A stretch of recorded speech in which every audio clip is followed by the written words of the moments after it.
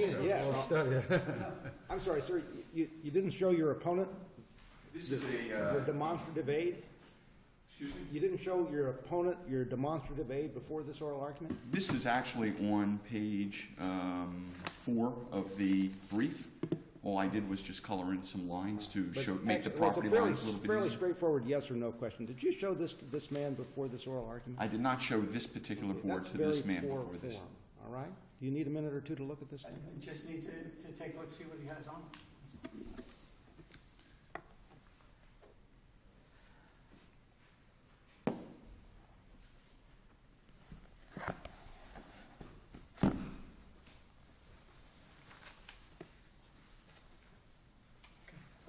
Okay, let's proceed. Thank you. May it please the court, Jeffrey Shallett with Phillips Cantor, Shallett, Rubin, and Pfister on behalf of the appellants, Carolyn and Leon Clark. Mrs. Clark is with me in court today. Your Honor, we'd like to reserve 5 minutes for rebuttal. Your Honor, I brought this demonstrative aid because I know in trying to describe the lay of the land, it was not the easiest thing to do, and I thought it might assist the court. Again, this same map and this same picture is on page 2 of my brief. The only alterations that I made is I colored in to try and make it a little bit easier for the court. May I move from the podium? Yes. Very simply, this is the Clark property, property 9. The Clarks acquired this property in 1998. They also acquired property number 12 in 2006 from the Hugheses. This property, all of these properties here, were owned by someone by the name of Weidner. When the Weidners subdivided all of those properties, on each property, they left a 10-foot road easement, which is in black. That 10-feet road easement here is on the east side of each property and is designed to give access to County Road 721. The questions, this property here is owned by Caribbean. That's in blue. The A, B, and C all? A, B, and C are all one large property deeded together. But Is this land platted? On these maps it shows lots of small lots. Is this a platted area? I don't believe that there's a plat of this area at all. I've never seen a plat if it does exist. They were just subdivided by the Weidners back in the late 50s and early 60s, okay. Each time leaving a 10-foot road easement out to the highway. These two properties here, A and B, which is why they're distinguished, were originally deeded by the Weidners. They ended here at the 17-foot contour line. 17-foot contour line, meaning that's 17 foot above sea level? What does that mean? I'm not exactly sure what that means, to be honest with you. I just know that on the deeds, when they describe the meets and the bounds, they run it to the 17-foot contour line. But the gray area immediately south of it is water, is that right? That's a canal, right? This is a canal. Right. Everything below the 17-foot contour line in the mid-60s was reclaimed lake bottom. That was then deeded to the owners of the at the time of the parcels north. Hang on just a second. May I come up here so Yeah, absolutely. Yes, yes. I'm sorry. No, that's fine. Because that area, it's thin on the map, but it looks like it's more forested than the rest of the area. It is all forested. There's nothing but vegetation in that. It's just a natural hammock. And everything here was reclaimed. I believe it was reclaimed at the time they built the L50 levee. They added a rim canal around Lake Okeechobee. This land was reclaimed by the state, and it was sold. I believe that this piece of land here was sold for $247 in 1963 by the state of Florida. And yes, this is the issue here, this canal. Now, and there's over where it says Kaufman Road, about where the U of the Kaufman is, that cut through there is also a channel? This, if you recall from the briefs, what we did here was this land here that is called the Chapman property, after the trawl was acquired by Caribbean, and here is it's a ditch, it's a canal, it does fill with water. I believe it's drainage from the property above. But the access to this land is Lakeport Block Road, which is a paved road. And one of our arguments is that when Caribbean bought the Chapman property, he no longer needed to come across. The purple line is the Kaufman easement, that he no longer needs to come down the Kaufman easement because he can come right in off. But he'd have the same problem apparently, that you'd have to build a bridge or fill in the canal. Or a culvert or something, yeah, it's about a 6 to 8 foot ditch that fills up with water. That is correct. The real issue here is giving the Kaufman Road easement to the Kirchens and to Caribbean in the first instance.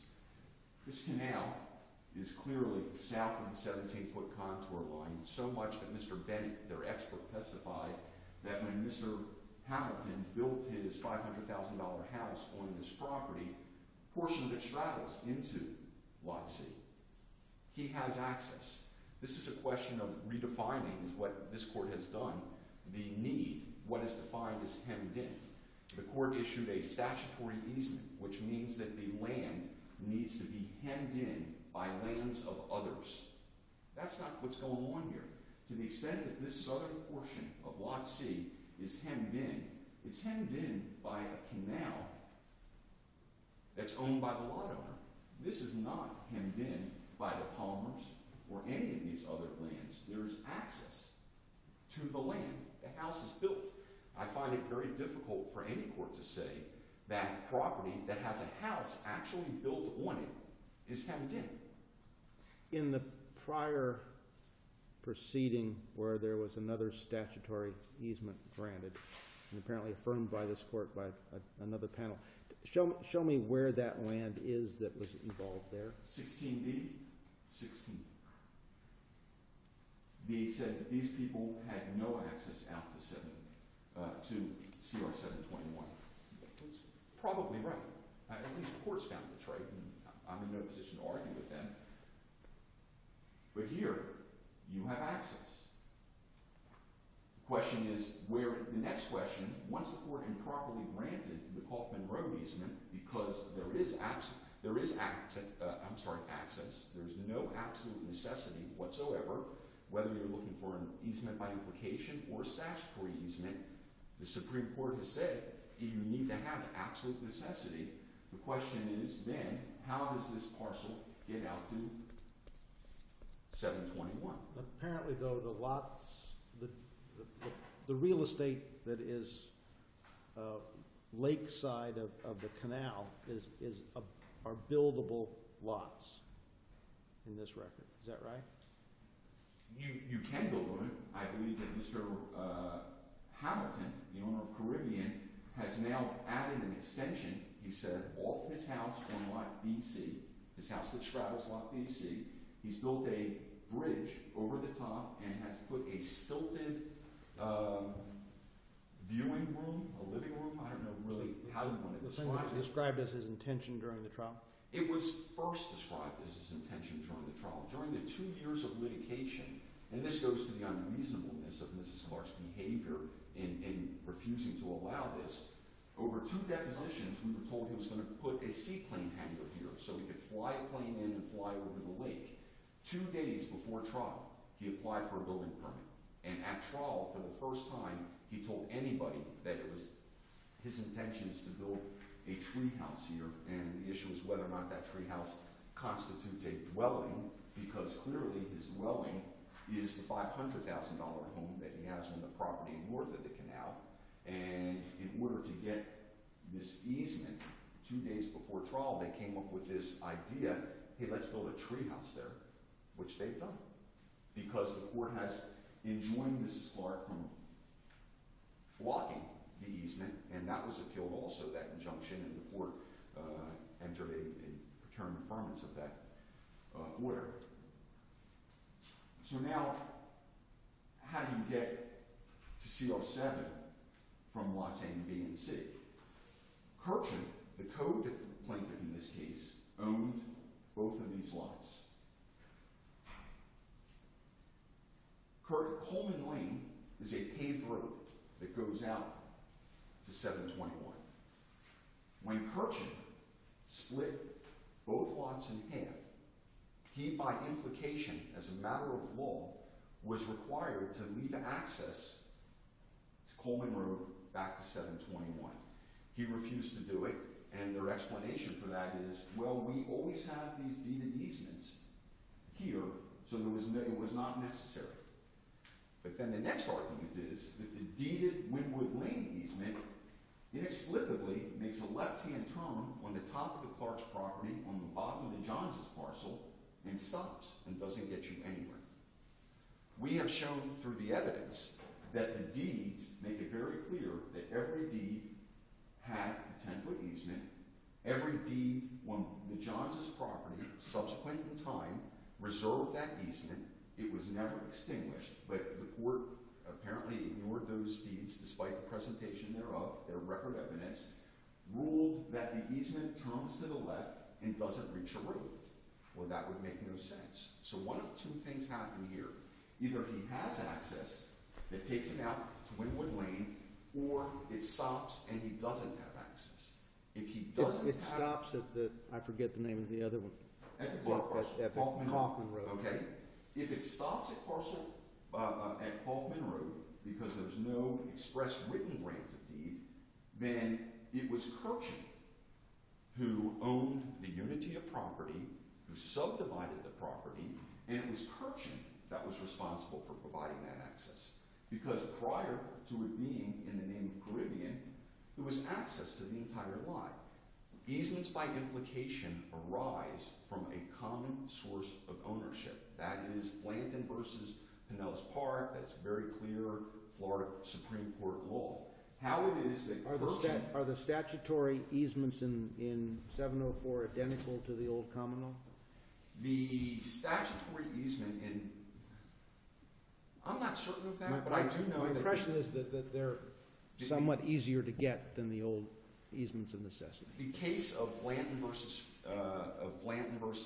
the city of Pinellas Park is not a common law easement case. It is a case under statutory law. And if you look at 704.01, it says that it must come from a common source. But this of isn't ownership. 704's subpart 2 case, right? 01 is implication. 02 is statutory. Right. Kaufman was granted as statutory, and In the prior case, it was, or in this case. in this case, Okay. it was granted as. I didn't do the prior case. I've looked at it briefly. I'm not totally up to speed, but on this case, Kaufman was given by statute, and Wynwood was given by implication under 01. And it's improper to give by implication an easement over Mrs. Clark's land if it wasn't a common source of ownership. And that's unquestionable under the law. We don't know why the judge did that. And it's also unquestionable that the deeds always show the 10-foot easement going straight out to 721. So, I hope that this helps you understand that. Just additionally, Caribbean also owns this lot right here, and testified at trial that what he has been doing is just coming and going across this lot to 721. Well, if he has access across his own lot, why does he need to use Mrs. Clark's lot? This is, again, he seeks better access. He seeks different access. Why burden his own land when he can burden somebody else's land? Well, it's kind of pretty clear to me that his access to C, he would access his properties on A and B by virtue of one easement, and his property on C by virtue of another easement if he was unable to get this access, which you're right, convenience is the word you've used, but that would be annoying if you own the A, B, and C, that you got to come down one way to get to A and B, come down another way to get to C. Is there any evidence that he can fill in and put either a land bridge or can he get a permit to do this? Is there demonstration on that? I don't know that that was of record evidence. I know that Mrs. Clark's husband does that routinely and can fill that and put something in. It's not a big canal. The reason they don't want to do that is because they can put a boat back there and provide access to the canal. So, they can culvert that. There's a lot of things that they can do with that. But the bottom line here is, you're right, Judge Morris, this is an easement of convenience, not of necessity. Mm-hmm. And the law does not allow that. Mrs. Clark bought this land in 1998 without notice of any defects to her titles or easements.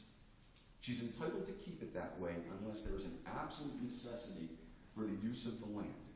And it's not our fault that 55 years ago, when somebody purchased this land, that they bought a land with a river that runs through it.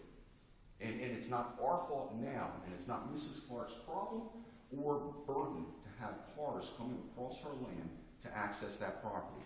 Cars, electrical trucks, cable trucks, every other which way thing. Now, you know, we're not talking about Palmer and Skipper over here who won the previous case.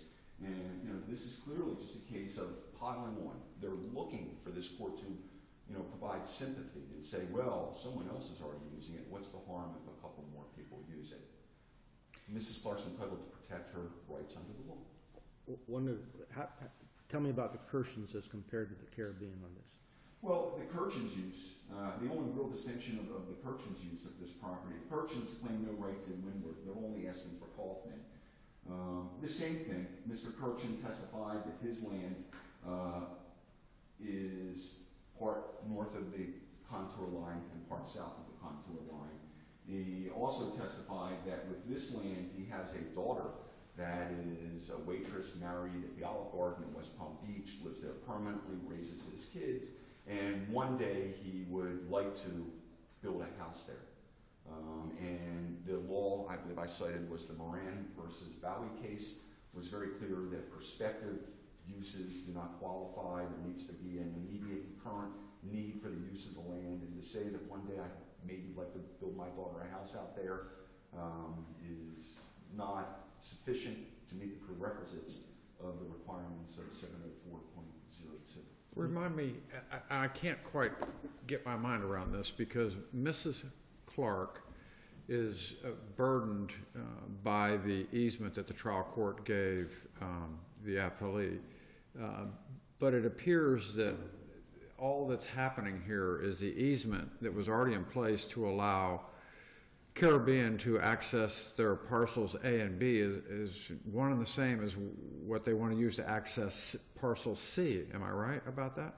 That is exactly what the trial court ordered. The trial court ordered that once the Wynwood Lane easement turns left, that they can access. But that exists now, doesn't it? Isn't that what people are doing now? No, it does not. Okay, so so people are accessing it through the Kaufman Road easement? Or? Nope. Everybody has testified. Brindler, Canuck, well, Johns can get right out, but the other people in this chain are coming across Caribbean's Lot 5. And how they get into?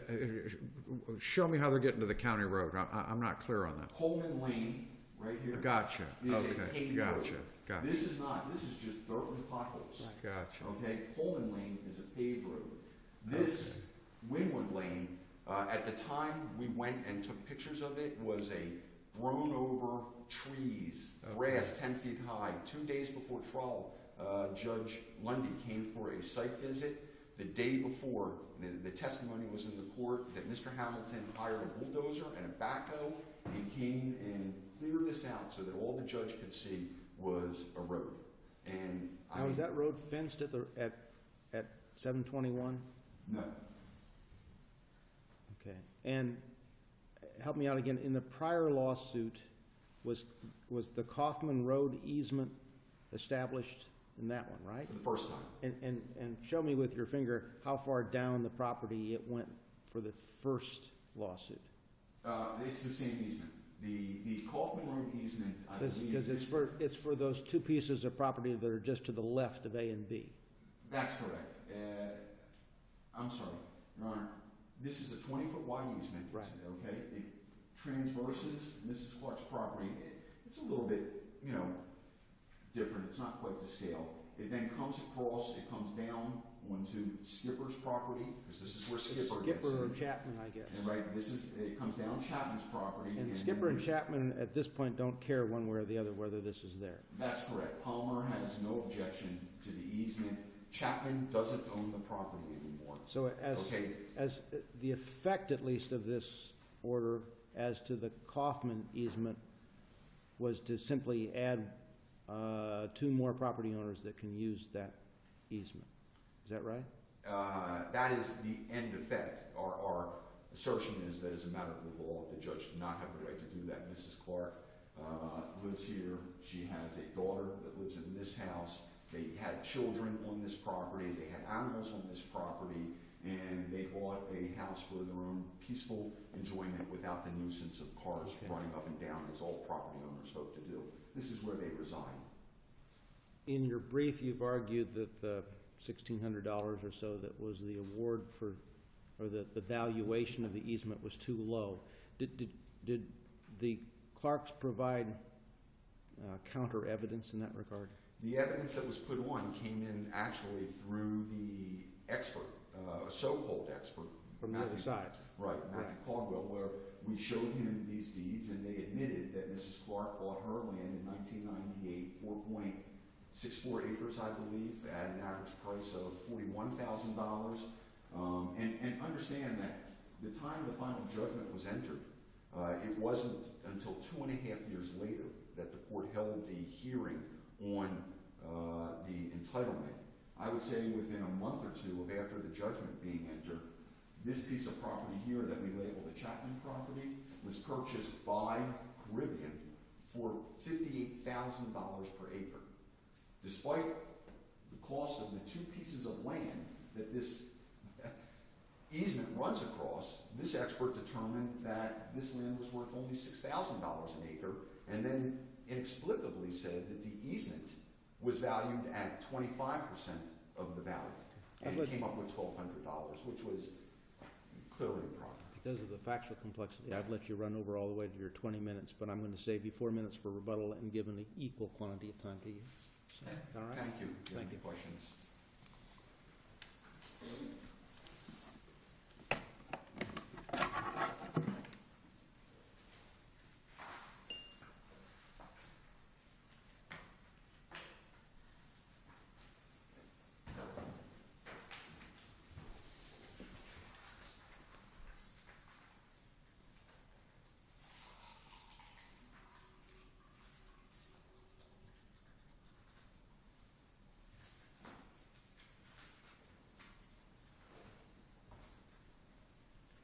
May it please the court, I'd like to first address this beautiful You're exhibit. Mr. Korthals, right? I'm sorry.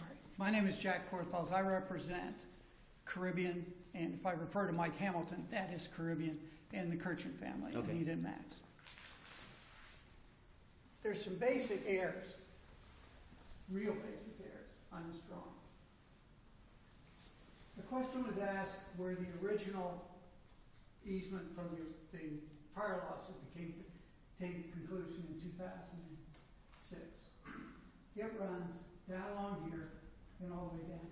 It was not just for the benefit of Skipper and Palmer.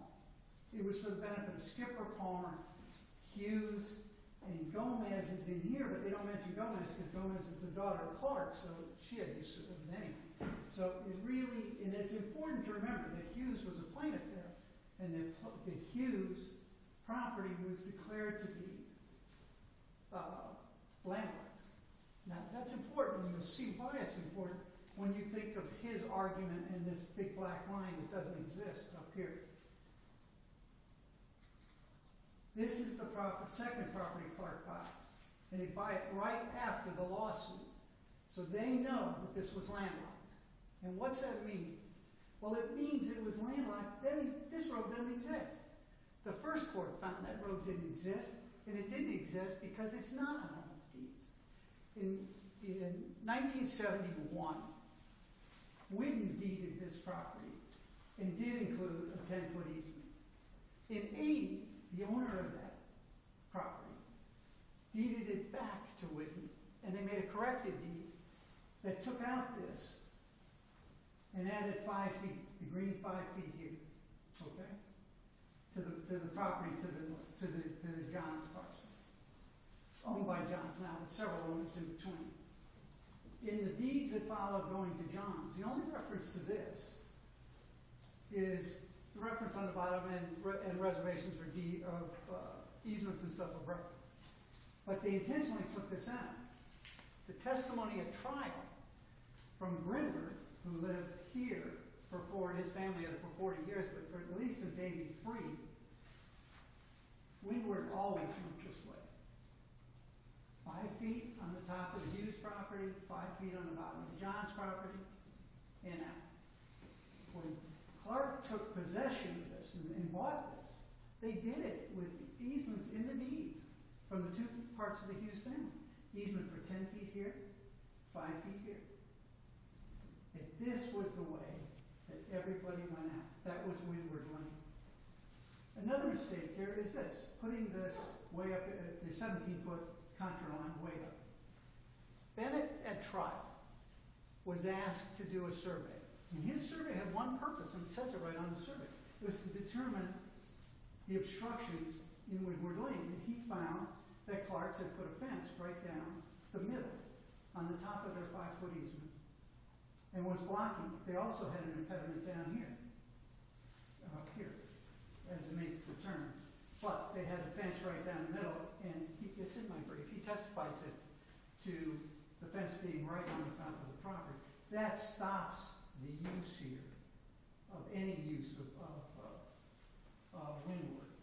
Now, let's go back over here to Coughlin. Coughlin's important because it's the only way you get here.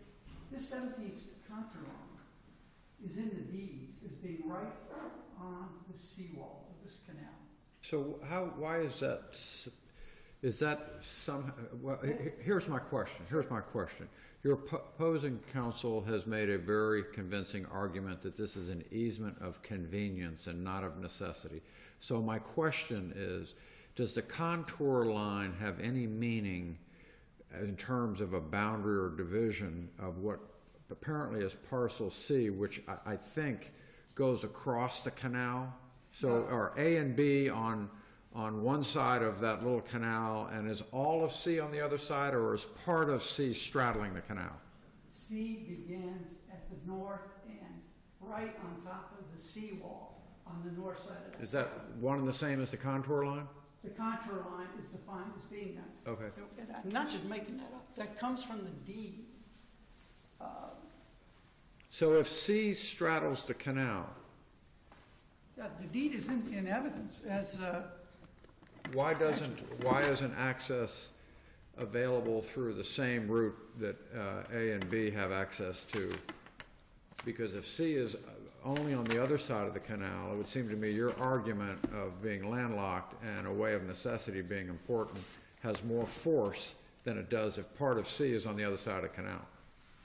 the only part of C, as shown in the survey of the lot, the only part of C that is north of the canal is the seawall. Okay, so 17, and this was the argument that the judge said. Okay. Are you telling me that if you have 1 foot on So the for other all side of the practical canal, purposes, it if you have doesn't. 1 foot on the So other there's side like of a the canal. concrete seawall on this Yeah. property? Okay.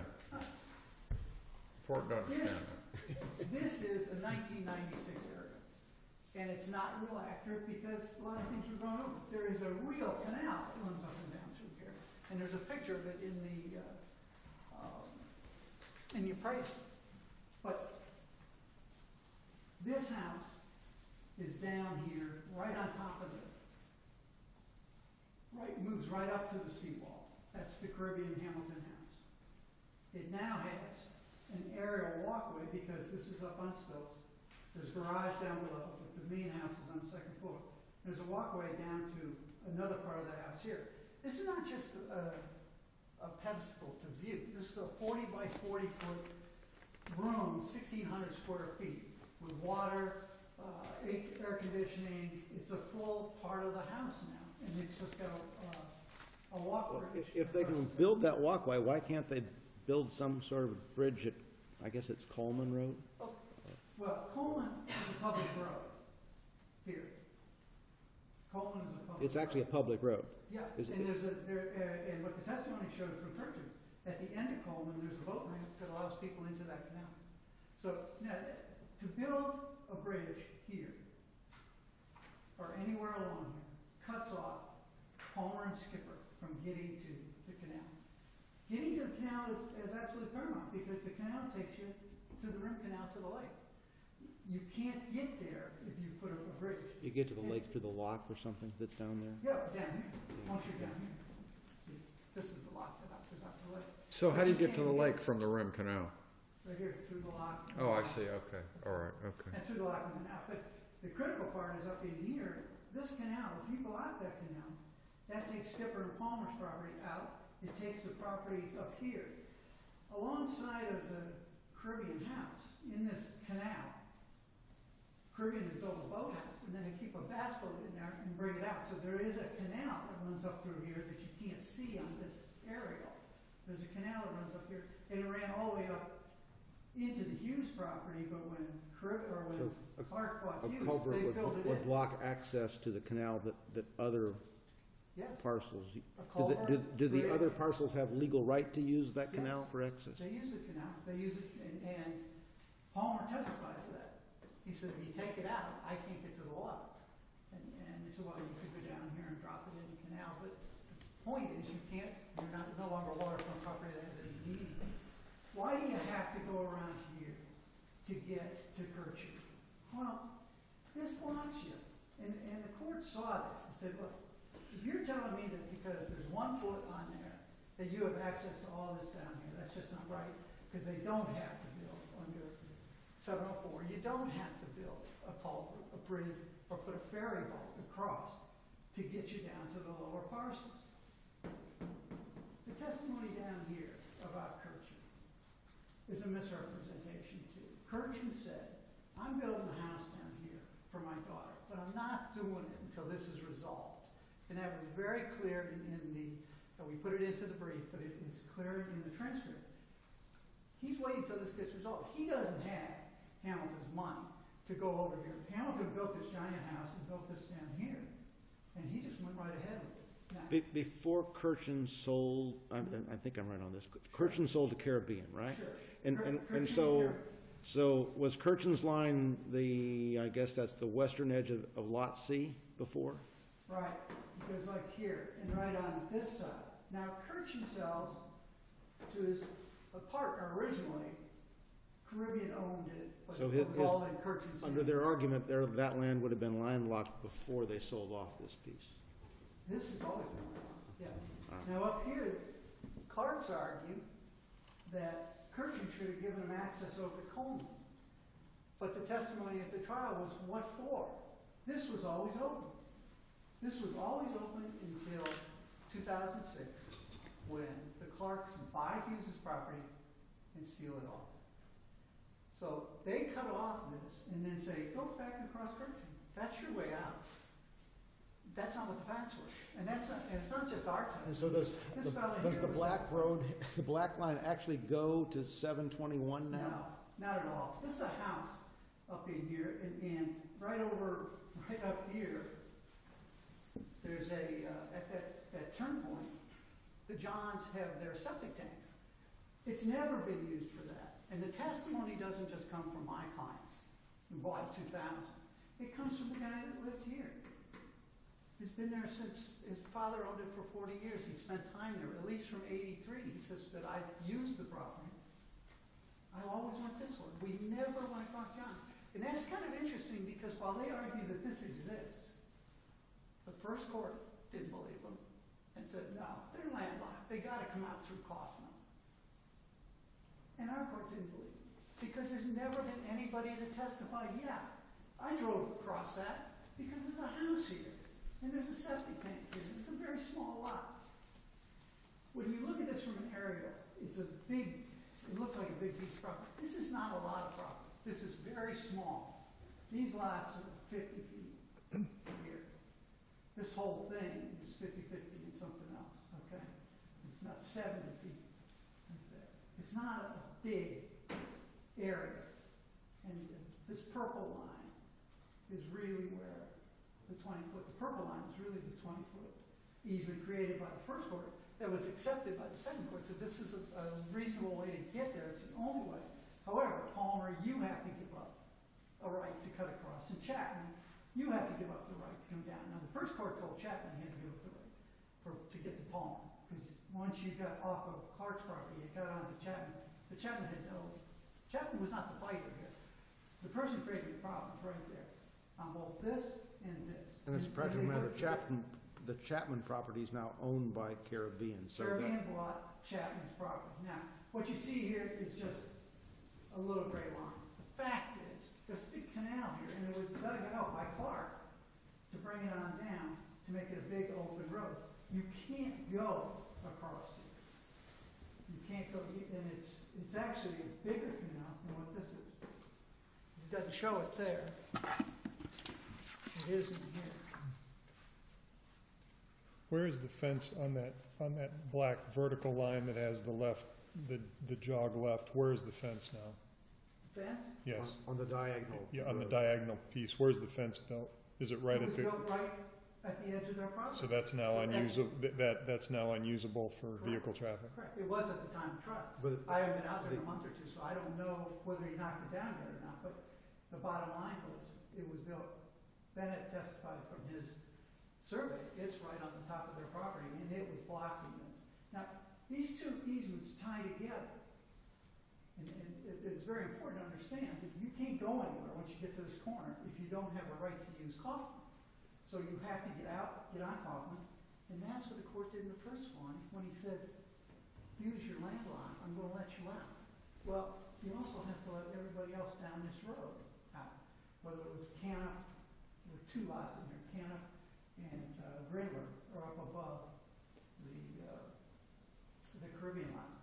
They all, the back of theirs also has this canal. The canal runs between these and Skipper Palmer. But the only way to get over here, you gotta come around or build a bridge. Build a bridge across. And there's no room to build a bridge. It's a very narrow lots. And there's just no room to And the build a bridge would cut off boat traffic for the Cut other. off boat traffic, but there's also very little room to build a bridge, to raise it. One of the counterclaims by Clark's was we were interfering with this end of the easement by building a house on it. Well, the surveyor in Hamiltonville said, we didn't build a house on it. The house is over here. There's still the 10-foot easement. There are two palm trees here. It's important to remember that Judge Lundy, walked this property. He understood where the lots, where the things were, where the sediment. He could see the trails, where the ruts were from the cars and the use of the property. Down in through here, he could see this. The day that the judgment was entered, on April 22nd, 2009, we had a contempt hearing also that day. The trial was quite a way before that. We had a contempt hearing because the Clarks, despite the temporary injunction, were barring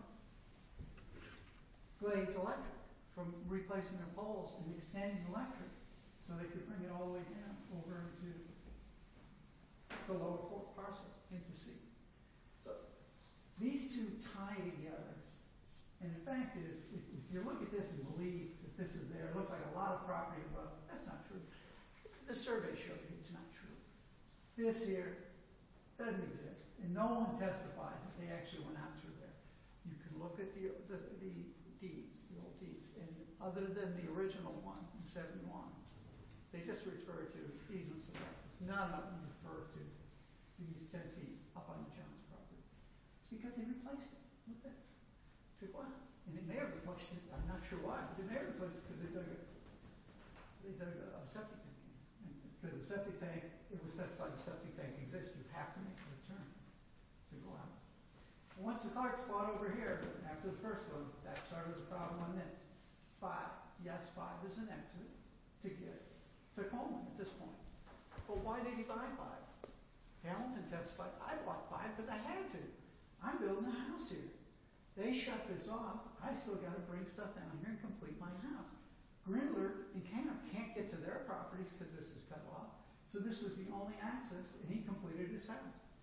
Had he not done that, had he not had the wherewithal to do it, to buy the extra lot, this house wouldn't be completed today. There'd be just a framework that was there at the point that they came in and started blocking. The judgment is absolutely correct. And the idea that there was some problem with the valuation doesn't understand what the valuation was about. the valuation has nothing to do with the $50,000 cost per acre. We're not buying the property. If they wanted us to pay $50,000 for the property, for this 0.84 acre of Kaufman land, they would have done that long ago, and it's a lot cheaper than paying the attorney's fees.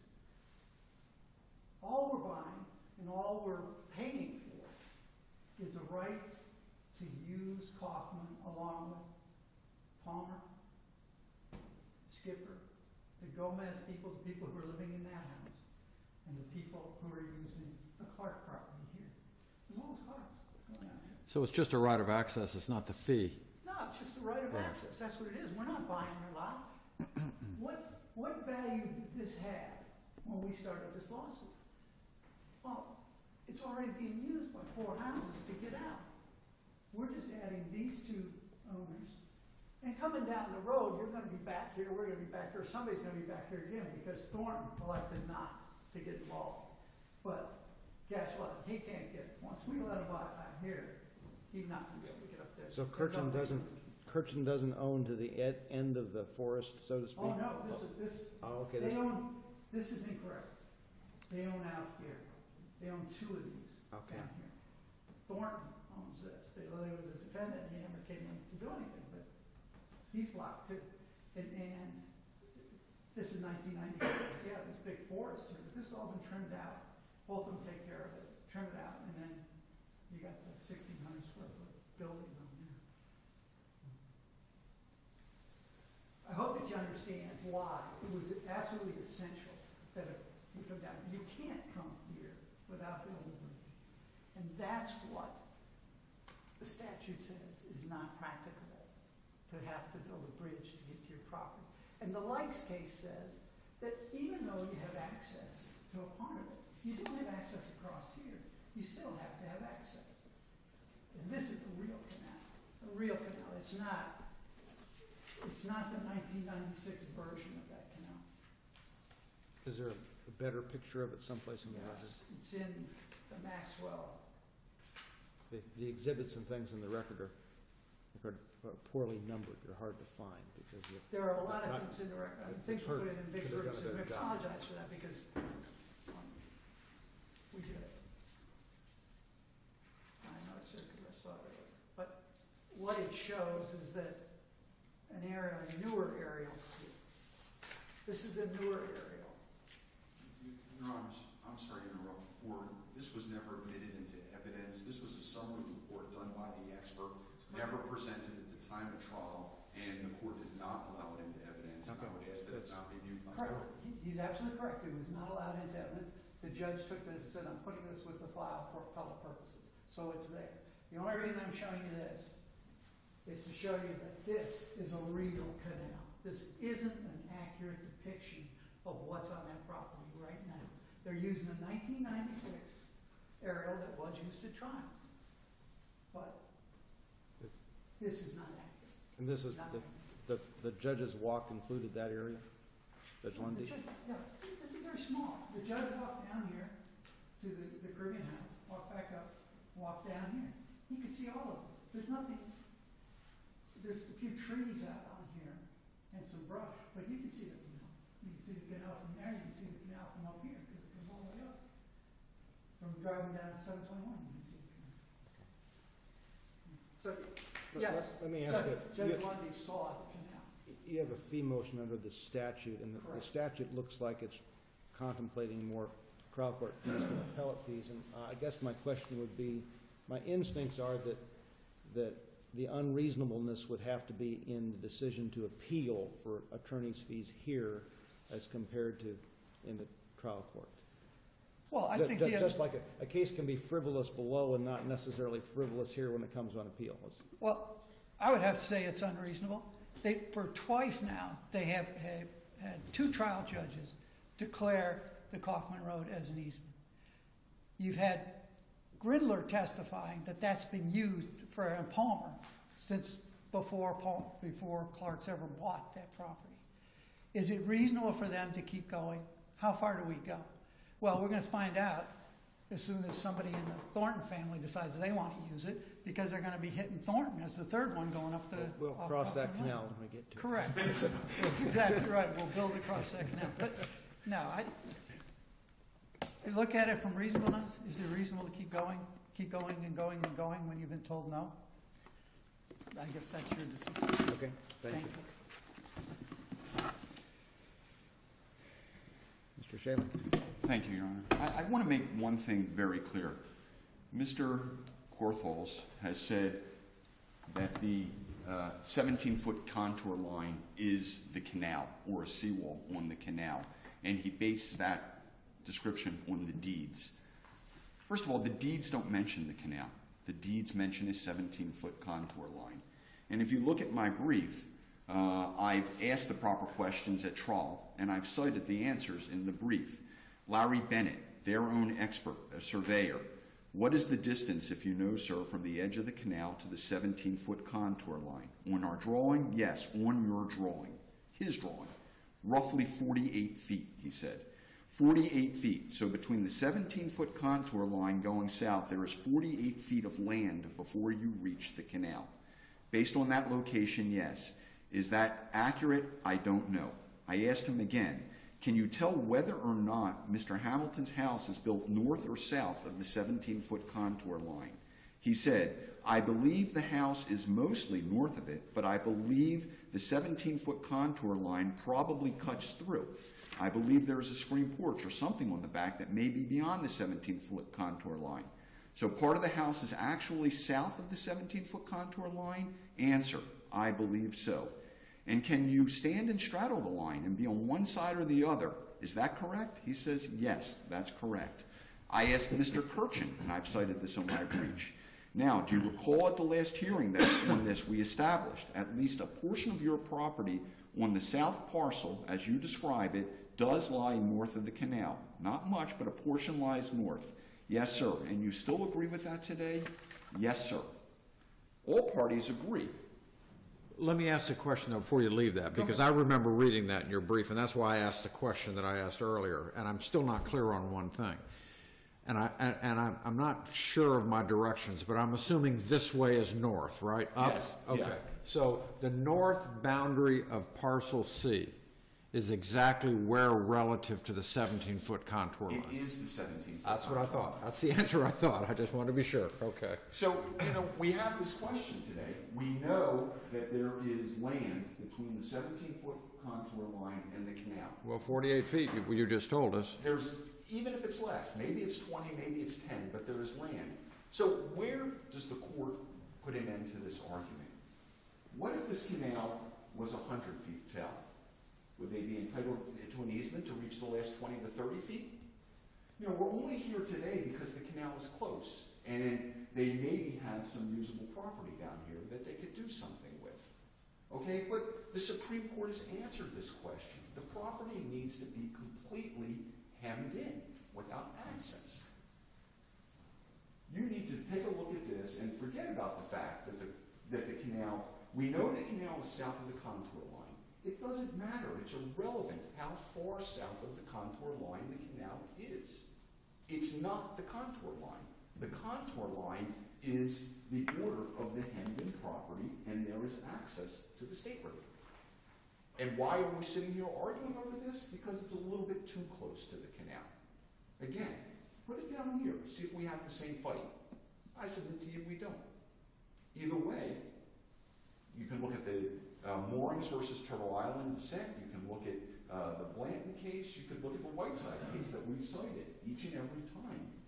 The Supreme Court has said necessity means absolute. We don't get to the other issues unless this land is hemmed in by land of others. And this land is not hemmed in by land of others. If it's hemmed in south of the canal, it's hemmed in by their own land. And that's not one of the prerequisites of Blanton, and that's not one of the prerequisites of the statute. And no matter what he says, the testimony is, you can look at that deed. You can read the meets and bounds. The meets and bounds do not mention a canal. And we have no information in our record that tells us that some sort of crossing of that canal would not be permitted by the county, Glades County. There's no, That we have no information. there's no evidence of that at all. But there is some sort of crossing right now, right? What they've done is... It's like a footbridge or something? Yeah, it's a bridge. It goes from the house, and he's built a footbridge Okay. that goes to his little, or big, I don't want to diminish what it is. I've never actually seen it. But whatever platform structure that they built at the tree line to look into the lake. That's the first issue. Also, just to address a couple of other issues. You're already 5 minutes into your 4 minutes, so I think you Okay. probably need to. If the court has no further questions, then? Okay. Thank you for your time. Take a break. Interesting case. We're going to take about a 10-minute break, and when we come back, we'll start up with AgriSource.